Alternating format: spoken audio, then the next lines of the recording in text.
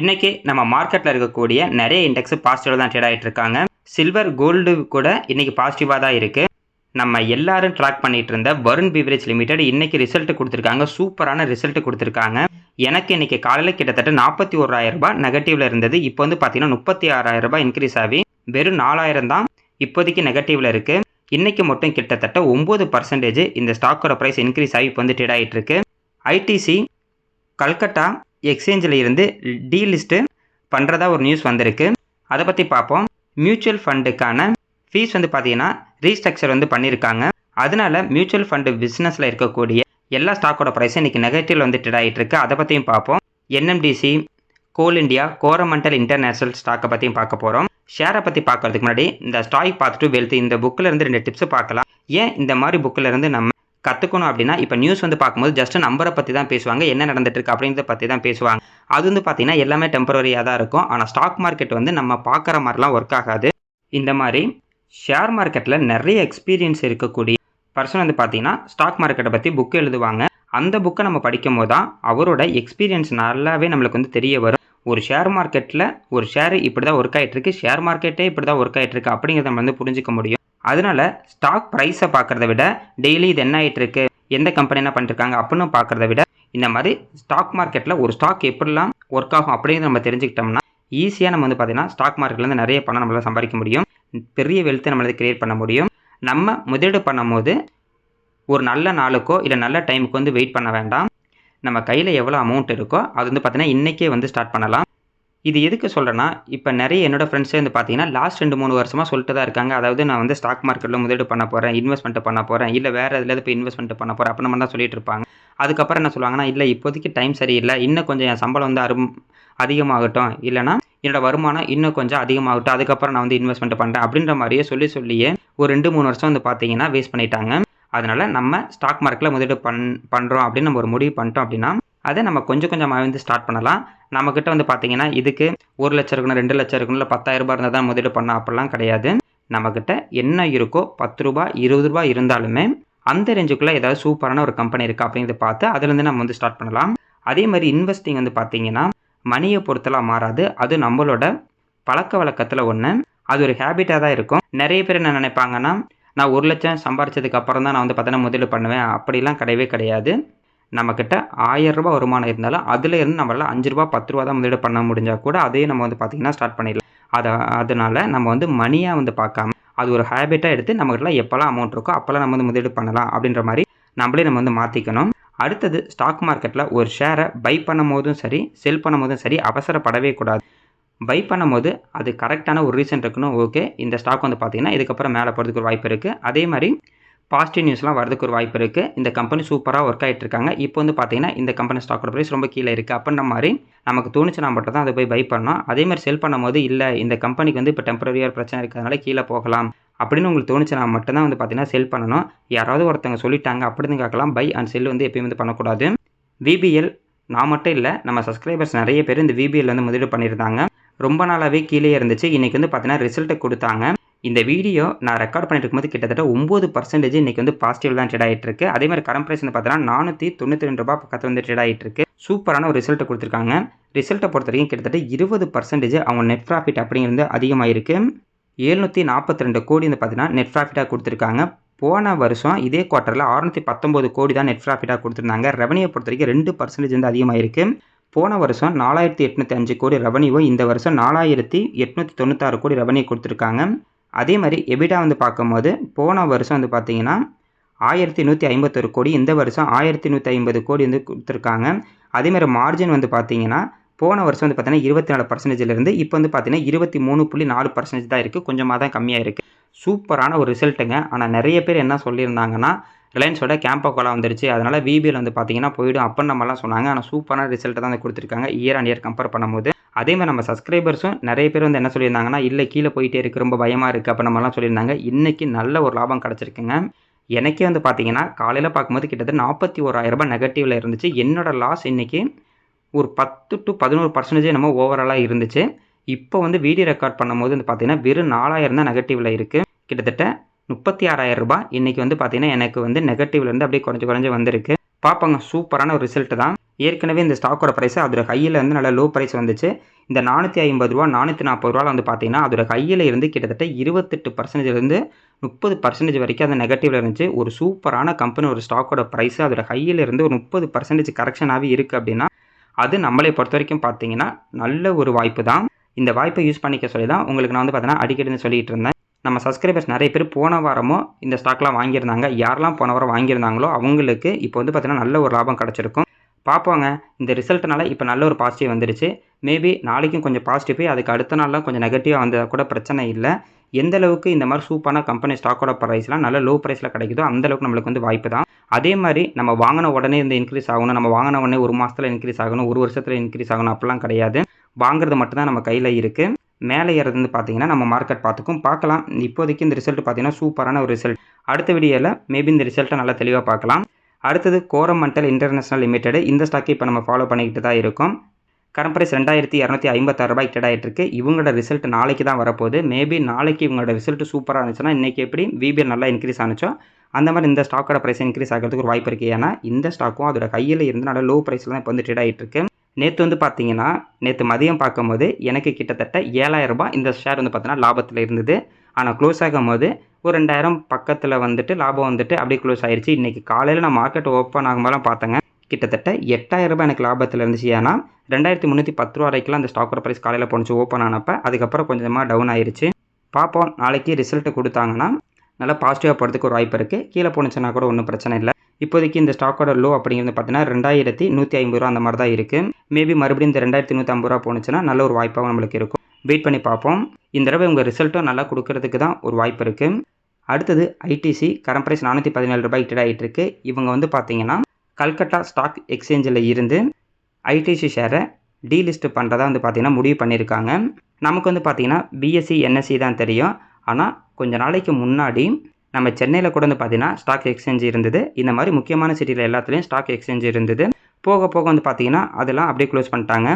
இப்போ மெயினாக நம்ம பிஎஸ்சி அண்ட் என்எஸ்சி இது 2 தான் இருக்குது. ஐடிசி இந்த மாதிரி டீலிஸ்டிங் பண்ணுறனால என்எஸ்சி அண்ட் பிஎஸ்சியில் இருக்கக்கூடிய ஸ்டாக்கெல்லாம் எந்த ஒரு ப்ராப்ளம் இல்லை அப்படின்ற மாதிரி சொல்லியிருக்காங்க.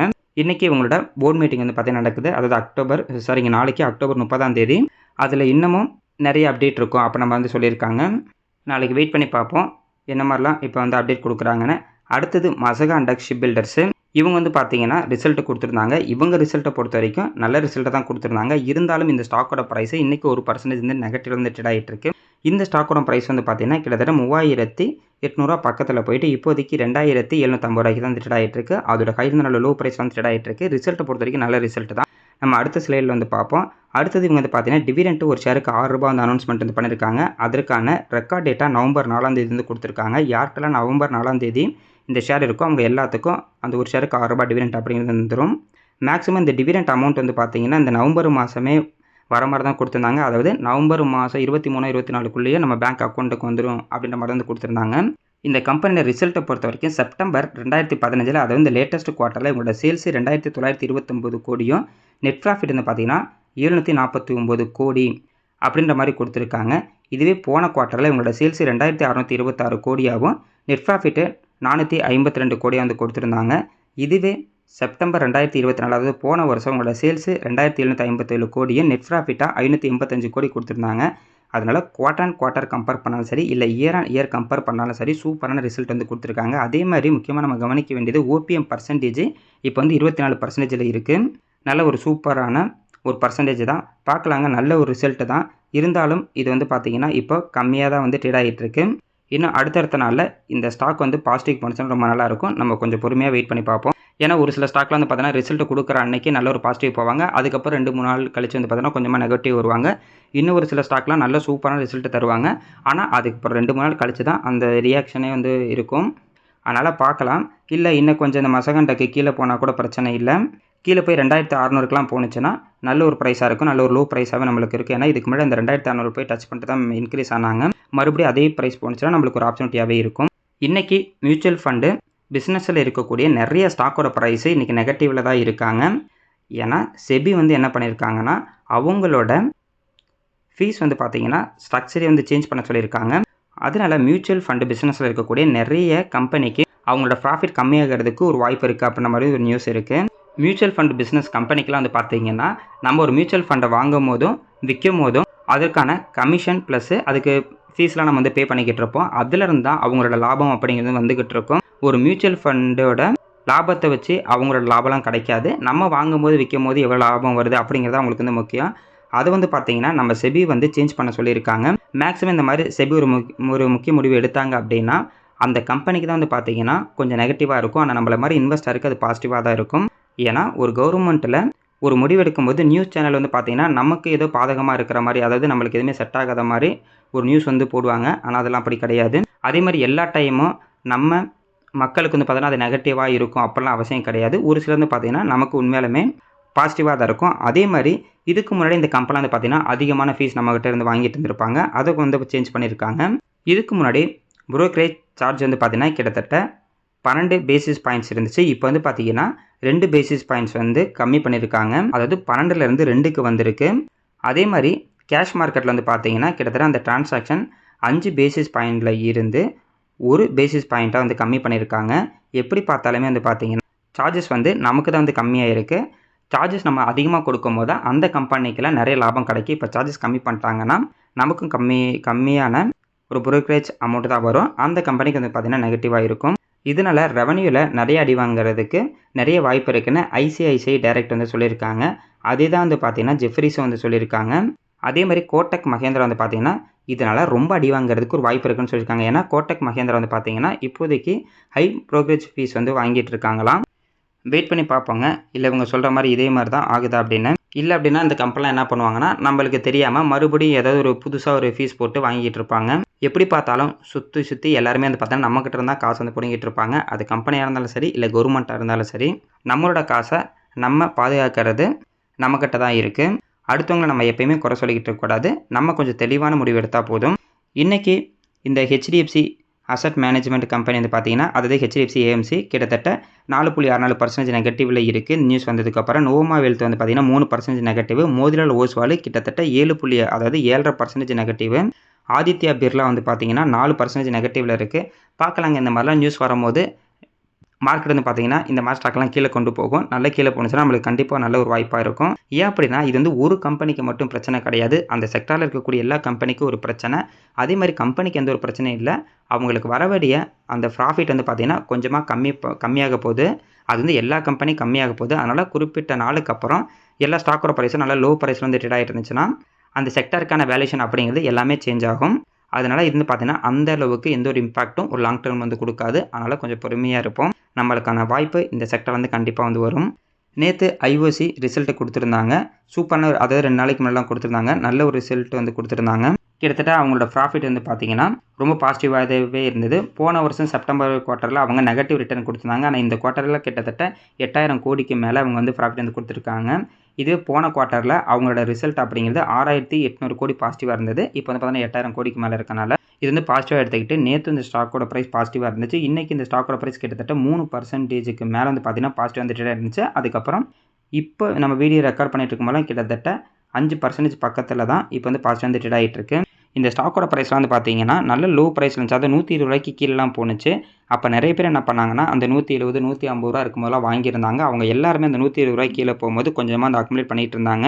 யாரெல்லாம் அக்குமுலேட் பண்ணாங்களோ அவங்க வந்து பார்த்தீங்கன்னா இப்போ ஓரளவுக்கு நல்ல ஒரு பாசிட்டிவ் வந்துட்டாங்க. இதனால தாங்க ஒரு ஸ்டாக் நம்ம ஹை ப்ரைஸில் வாங்கினாலும் சரி, லோ ப்ரைஸ் போகும்போது நம்ம கொஞ்சமாக அந்த அக்குமுலேட் பண்ணிட்டோம்னா நம்மளோட ஆவரேஜ் ப்ரைஸ் அப்படின்றது கம்மியாகும். அடுத்தது சில்வர் வந்து பார்த்தீங்கன்னா தொடர்ந்து கீழே போயிட்டு இருந்துச்சு ஒரு வாரமாக. இன்றைக்கி கொஞ்சம் பாசிட்டிவாக இருக்குது. பார்க்கலாம், இன்னமும் இந்த சில்வரோட ப்ரைஸ்லாம் கீழே போணுச்சுன்னா ஒரு நல்ல ஒரு வாய்ப்பாக இருக்கும். இதனால தாங்க நான் வந்து என்ன சொன்னால், சில்வரோட ப்ரைஸ் இன்க்ரீஸ் ஆனால் ஆகிட்டு போகுது, நம்ம கையை வைக்க வேணாம்னு சொன்னது காரணம் இதுதான். எந்த ஒரு அசட்டாக இருந்தாலுமே சரி, அது எவ்வளோ பெரிய அசட்டாக மாதிரி இருக்கட்டும், அது வந்து சடனாக நிறைய அப்படி எனக்கு எந்த ஒரு ரீசனுமே இல்லாமல் இன்க்ரீஸ் ஆகிட்டே இருக்குது அப்படின்னா அதுலேருந்து நம்ம தள்ளி இருக்கிறது தான் நமக்கு வந்து பார்த்திங்கன்னா நல்ல ஒரு முடிவாகவே இருக்கும். பார்க்கலாம், இப்போ ஓரளவுக்கு வந்து கரெக்ஷனாகவே 20%க்கு மேலே கரெக்ஷனாகவே கீழே தான் இருக்குது. இன்னும் கீழே வந்தால் கூட ரொம்ப நல்லாயிருக்கும். வெயிட் பண்ணி பார்ப்போம். எனக்கு வந்து பார்த்தீங்கன்னா இப்போ ஒரு 10 வருஷத்தை கம்பேர் பண்ணும்போது சில்வரோட ப்ரைஸ் அப்படிங்கிறது வந்து பார்த்தீங்கன்னா ஆவரேஜாக ஒரு 10லேருந்து 12% வரைக்கும் தான் வந்து லாபம் கொடுத்துருக்கும். அதாவது நம்ம இப்போ ஷார்ட் டேர்மில் பார்க்கும்போது தான் அதிகமான லாபம் அப்படிங்கிற மாதிரி தெரியும். ஆனால் லாஸ்ட்டு 10 வருஷத்தில் பார்க்கும்போது கம்மியான லாபம் தான். அதனால் நான் வந்து லாங் டேர்ம் அப்படின்னு யோசிக்கும் போது இதில் வந்து பார்த்தீங்கன்னா கம்மியான லாபம் தான். இதுக்கு நான் வந்து பார்த்தீங்கன்னா ஒரு இண்டிவிஜுவல் கம்பெனியில் வந்து முதலீடு பண்ணுவேன். ஏன்னா நான் வந்து பார்த்தீங்கன்னா ஓரளவுக்கு வந்து அனலைஸ் பண்ணி நல்ல நல்ல கம்பெனியில் முதலீடு பண்ணுறதுனால இந்த சில்வர் கோல்டு அப்படிங்கிறது பார்த்தோன்னா எனக்கு அந்த அளவுக்கு இன்ட்ரெஸ்ட் வந்து கிடையாது. அடுத்தது இன்றைக்கி என்எம்டிசி கிட்டத்தட்ட 2.5% வந்து பார்த்தீங்கன்னா பாசிட்டிவாக ட்ரேட் ஆகிட்டு இருக்கு. கோல் இந்தியா கிட்டத்தட்ட 1.5% வந்து பாசிட்டிவாக ட்ரேட் ஆகிட்டு இருக்கு. இவங்க 2 பேருமே இன்றைக்கி ரிசல்ட் தர போகிறாங்க. இவங்களும் சூப்பரான ரிசல்ட்டை கொடுத்தாங்கன்னா இந்த ஸ்டாக்கில் யாரெல்லாம் முதலீடு பண்ணியிருக்காங்களோ அவங்க வந்து பார்த்தீங்கன்னா கொஞ்சம் ஹாப்பியாக இருப்பாங்க. வெயிட் பண்ணி பார்ப்போம். இப்போதைக்கு மார்க்கெட்டில் நிறைய ஸ்டாக்கோட ப்ரைஸ் நல்ல ஒரு பாசிட்டிவாக வந்து ட்ரேட் ஆகிட்டு இருக்கு. இதே மாதிரி பாசிட்டிவாக இந்த வாரம் ஃபுல்லாக இருந்துச்சுன்னா ரொம்ப நல்லாயிருக்கும்.